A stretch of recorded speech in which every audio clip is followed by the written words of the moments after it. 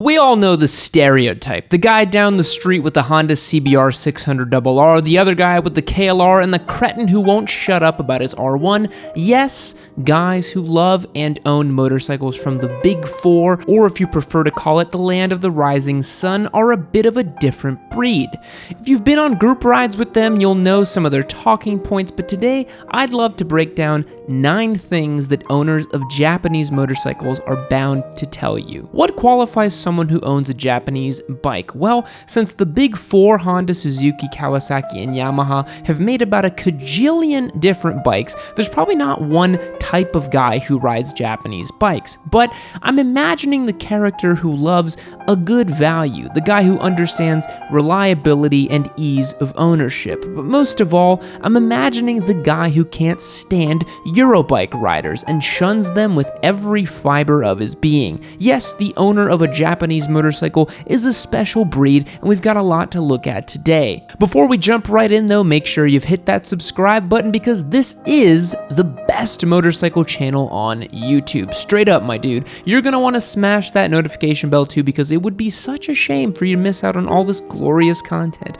Also, this episode is sponsored by Ridge Wallet. I'll tell you guys more about them later in the video.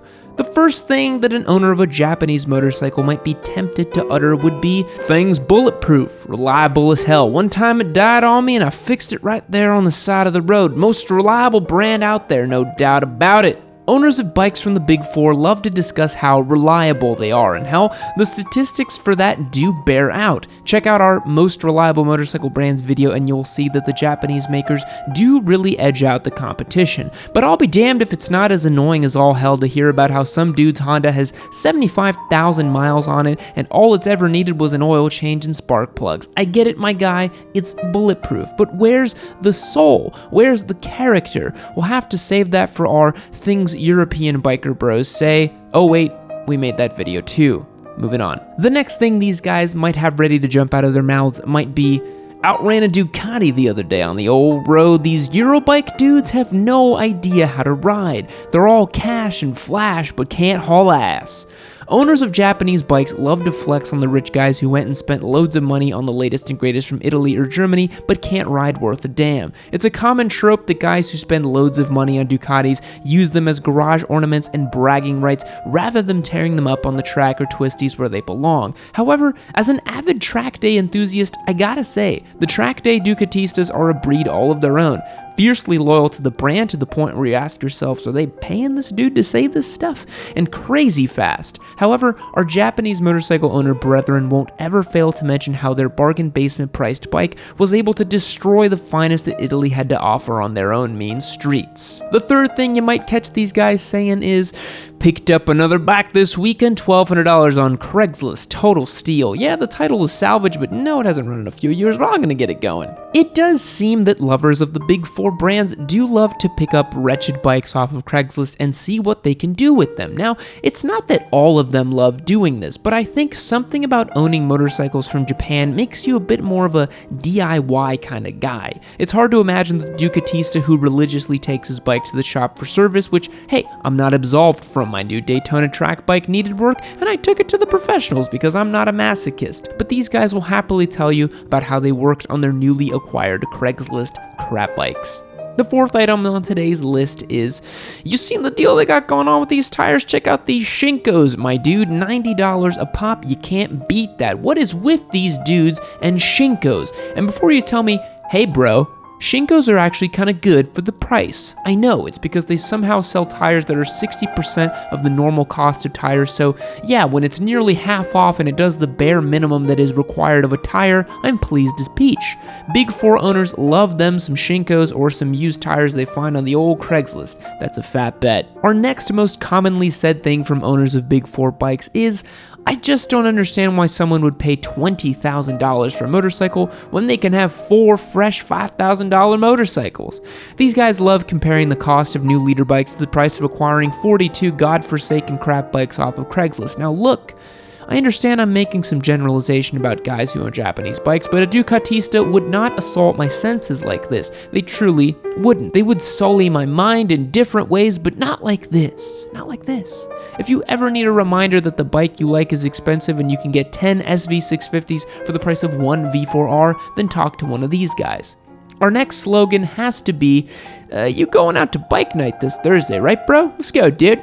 Now, Eurobike snobs are not immune to bike nights, but their versions are usually 8 or 9 dudes at a nice cafe or dinner, casually discussing the next trip out to Argentina for a month. Now, the big 4 bros are much more salt of the earth people, which is nice. You'll pull up at a bike night with 40 or 50 people deep, all with different iterations of Suzukis, Hondas, Cowies, and Yamahas. It'll be some beat-up burger joint that actually has some pretty good burgers. You'll eat some slop, then go on a sketchy group ride. That's how it always goes. It's how it's always been. It's how it always will be. Is it a symbol for the larger inequality facing our society? Perhaps. Or maybe that's a commentary I'd like to skip for today's video. The next thing you might find these guys saying is, I mean, honestly, Kawasaki made a better version of the Bonneville to W800. It's a trend if you think about it. Europe makes a style of bike and Japan makes it better. Hell, they invented the sport bike. Lovers of big 4 bikes love to explain how Japan not only started the sport bike craze, which they did, but also how they made a better and more reliable version of European motorcycles, like the W800 to the Triumph Bonneville. Again, it is true that Japan made some of the most reliable motorcycles known to man, but I think they're missing the point when they've made the same versions of existing bikes. The Bonneville isn't purchased because of the sum of its parts, it's purchased largely because it is the icon, it is the OG, it's teeming with that character and heritage. As far as Japan inventing the sport bike, well, you got me there. They did. Now, this next thing isn't something that a big 4 motorcycle owner might say, but it certainly is something that a lot of you have caught yourself saying, and that is, my wallet is too damn chunky.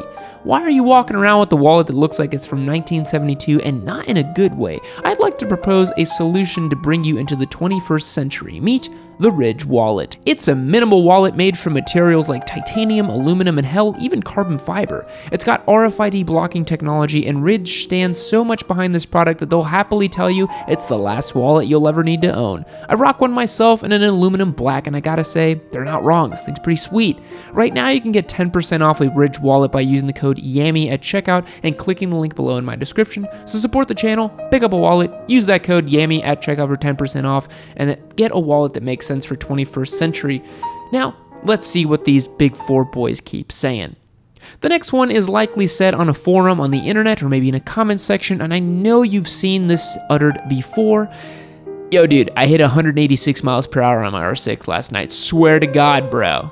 Why is it that every R6 bro insists that their bike has gone exactly 186 miles per hour on the freeway? The R6 cannot reach 186 miles per hour. It literally cannot. Unless you massively modify the bike, you cannot do 186 on it. You just won't. But here we are, with some dude telling me they did 186 on the R6. I've seen this literally no less than 50 times. Seriously. And our final item on today's things that owners of big 4 machines would say is, honestly, these new leader bikes are just too soft. All these Riderades, come on, the real ones ride 90s leader bikes. Now those are raw as hell, no traction control to save you.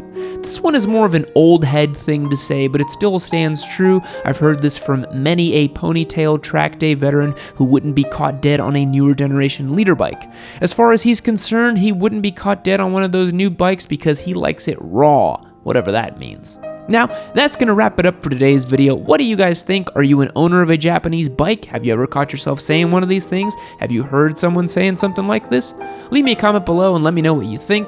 And you guys already know, this video wouldn't be complete without me mentioning our Patreon. It started out as our beginner bike giveaway, and we've still got that going on. We've got the RC390 up for grabs, but really, it's grown to be one of the best communities for motorcyclists on the internet. Imagine a safe place you can come learn about bikes, ask questions, see exclusive content, and hang out with me. That's what our Discord server is. It's a chat room you can access on desktop or mobile, and it works like Slack or TeamSpeak. Join over 650 members who have signed up. We've got channels specifically for new riders, bike purchases, memes, and more. Oh yeah, you get additional chances to win the bike, and you're automatically entered for free. You'll get access to live streams, polls to help us decide what to do with the bikes, and more. We also do weekly $100 gift card drawings for our members. Watch our weekly It Came From Craigslist videos to see how that works. So join us in creating the best exclusive motorcycle community on the internet. Hit the link below or go to patreon.com/YammieNoob to get started. Thanks again for watching. I'll catch you guys next time. See you later.